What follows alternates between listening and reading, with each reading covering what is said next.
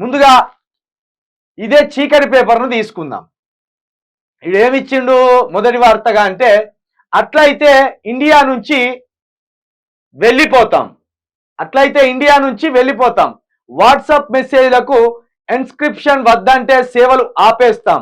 ఢిల్లీ హైకోర్టుకు వాట్సాప్ మేటా వెల్లడి. IT రూల్స్లోని rule 4/2 లాంటిది ఎక్కడా లేదు. ఎన్స్క్రిప్షన్ బ్రేక్ చేస్తే యూజర్ల గోప్యతకు భంగమని వాదనలు. తదుపరి విచారణ ఆగస్టు 14కు వాయిదా. మరి ఎన్స్క్రిప్షన్ ఆఫ్ చేస్తే గోప్యతకు భంగమని, బ్రేక్ చేస్తే భంగమని ఇటు మన తరపులు వాయిస్తాన్లు. అట్లయితే వెళ్ళిపోతామని వాట్సాప్కు సంబంధించిన వాళ్ళు అట్లయితే ఇండియా నుంచి వెళ్ళిపోతాం అంటే మనకు వాట్సాప్ ఉండదా ఏంది మరి వీళ్ళు వెళ్ళిపోతే?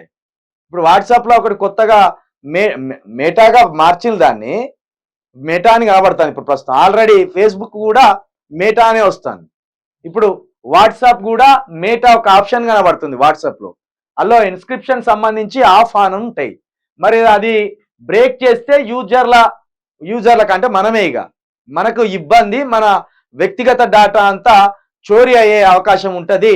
మనం ప్రైవసీగా మాట్లాడుకునేటి అన్ని ఈ బజార్లో పడ్డట్టు ఉంటుందని మన తరపు వాళ్ళు, ఇండియా తరపు వాళ్ళు మాట్లాడతారు. వాళ్ళు ఏమంటారు, వాట్సాప్ మెసేజ్లకు ఎన్స్క్రిప్షన్ వద్దంటే సేవలు ఆపేస్తాం. మనోళ్ళే వద్దంటాను.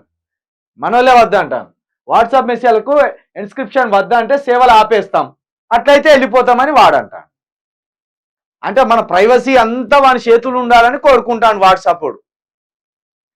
అసలే వాట్సాప్లో అన్ని పంపుతున్నాం, మనం వీడియోలు పంపుతున్నాం, ఫోటోలు పంపుతున్నాం, మన ప్రైవసీ డేటా పంపుతున్నాం, ఎక్కడో ఉన్నోనికి ఎక్కడో ఏదో పంపుతున్నాం.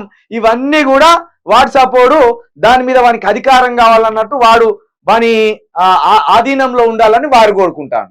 మనోళ్ళు ఏమంటాడు, వాట్సాప్ మెసేజ్లకు ఒకవేళ ఇన్స్క్రిప్షన్ వద్దంటే సేవలు ఆపేస్తాం రా భయ్, నువ్వు అవసరమే లేదు వెళ్ళిపో అని మనోళ్ళు అంట. కాబట్టి వాట్సాప్ తోటి ఏదో ప్రమాదం పొంచి ఉన్నది. జర నెమ్మదిగా టెలిగ్రామ్లోకి రారు. టెలిగ్రామ్ మనదే, ఇండియా యాప్ అది టెలిగ్రాము. దాన్ని మరి ఎవరు వాడతలేరు, ఎందుకంటే దాన్ని అంతగా డెవలప్ చేసినట్టు కూడా కనబడతలేదు. కాబట్టి మనం వాట్సాప్కి అలవాటు పడ్డాం. ఈ వాట్సాప్ అనేది చైన్ అది. కాబట్టి మరి మన ప్రైవసీ దెబ్బతింటుందని మన వాళ్ళు గట్టిగా కొట్లాడుతాను. ఒకవేళ ఏం జరుగుతుంది అనేది తదుపరి విచారణ ఆగస్టు 14కు వాయిదా వేసినట్లు కూడా ఇక్కడ వార్త రాసుకొచ్చింది. ఇది పక్కన పెడితే